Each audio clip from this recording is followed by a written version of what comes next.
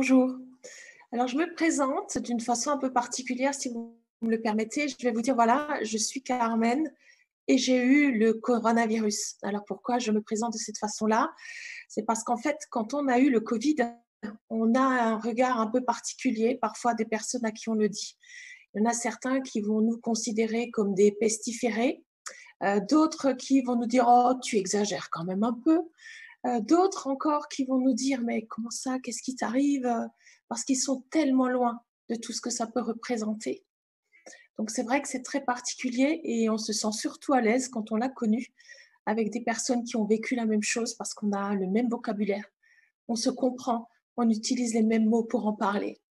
Voilà, donc je vais vous parler de mon corona, si vous me permettez. Donc moi, je travaille dans une radio chrétienne et nous sommes 12 salariés dans cette, structure.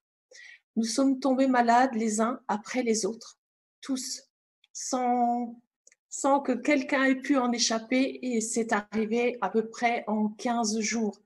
Donc très rapidement, une de nos collègues a mis en place un petit moyen de nous retrouver sur WhatsApp. Donc on était dans un groupe et on se retrouvait. Alors il faut dire que pour ma part, au départ, tout s'est bien passé. C'était comme une petite grippette. Et ensuite, au bout du 7e jour, là, les choses ont vraiment changé. Et là, les attaques sont arrivées de tous les côtés, fièvre, courbatures, problèmes de respiration, perte d'odorat. Enfin voilà, et chaque jour, c'était un petit peu différent et c'était vraiment, vraiment très, très difficile. Les nuits l'étaient encore plus parce que j'étais allée voir 5 jours avant ma maman dans un EHPAD et à l'idée que j'aurais pu la contaminer, c'était juste pas possible. Donc les nuits étaient très difficiles. Je faisais quasiment tout le temps le même cauchemar. Les gens voulaient m'approcher. Moi, je leur disais non, s'il vous plaît, ne m'approchez pas. Je suis contagieuse. Ils disaient mais non, tu exagères. Allez, laisse-moi te toucher. Je disais non, non. Et je partais en courant. Enfin, c'était des horreurs. Les nuits étaient aussi pénibles que les jours. Et j'étais extrêmement fatiguée et de plus en plus fatiguée. Et au bout d'un moment, j'arrivais même plus à me connecter dans notre groupe. Mon fils était avec moi. Ma fille n'était pas encore là, mais mon fils était avec moi. Et j'ai contaminé mon fils, ce qui a été extrêmement difficile pour moi. Mais Dieu merci, il n'a été touché que très très peu par rapport à moi, parce que très honnêtement, je n'aurais pas pu rester chez moi s'il n'avait pas été là, parce que j'étais vraiment très mal. Je ne pouvais par moments quasiment plus me lever.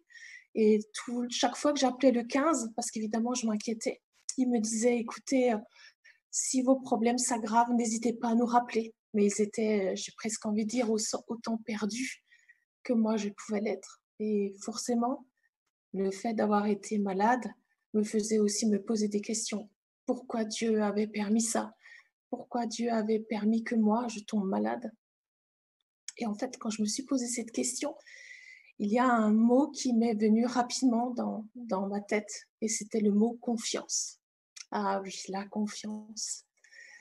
C'est mon grand problème, la confiance. En qui je pouvais avoir confiance? Parce qu'en fait, les personnes en qui j'avais confiance quand j'ai été plus petite, eh ben, c'était ils m'ont trahi d'une certaine façon. Je pensais à ma maman qui, soit me faisait du mal physiquement, soit psychologiquement.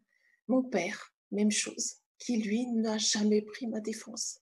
Alors la confiance, c'était vraiment la difficulté pour moi et malgré cette situation-là, j'ai essayé d'abord de me débrouiller toute seule, mais Dieu, a agi d'une autre façon avec moi.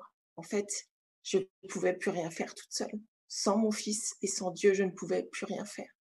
Et là, du coup, j'ai essayé de relâcher, je pleurais beaucoup. J'avais énormément peur et je pleurais vraiment, vraiment beaucoup. Et je me suis dit: «Mais qu'est-ce que je peux faire?» Donc au fur et à mesure que je me posais cette question, en même temps, je me suis dit: «Voilà, je ne vais pas me laisser abattre parce que Dieu est avec moi». Je crois que quand j'avais plus la force de prier, les seuls mots que je disais, c'était: «Seigneur, aie pitié, aie pitié, aie pitié de ma maman, aie pitié de mon fils, aie pitié de plein, plein, plein de personnes». Et du coup, c'était vraiment, vraiment très, très compliqué pour moi. Aujourd'hui, forcément, je vais mieux puisque je suis là. Ça a duré longtemps. J'étais malade, à peu près 5 semaines pour que je puisse vraiment me rétablir correctement. J'avais des problèmes de souffle, j'étais encore extrêmement fatiguée, même si le reste des symptômes avaient disparu. Mais aujourd'hui, je sais que Dieu veut que j'ai confiance en lui, vraiment qu'en lui, que je me remette à lui. Lui qui a été présent déjà tant de fois dans la vie de mon fils, par exemple, quand il a été malade, de ma fille, quand elle a eu un grave problème de santé également. Mais c'est vrai que pour moi, c'est comme si quelque part je ne m'octroyais pas ce droit. Et aujourd'hui, je sais que c'est là où Dieu me donne rendez-vous, avec humilité, certes, mais quand même, en me disant, voilà, tu es ma fille et je suis là pour toi. Voilà.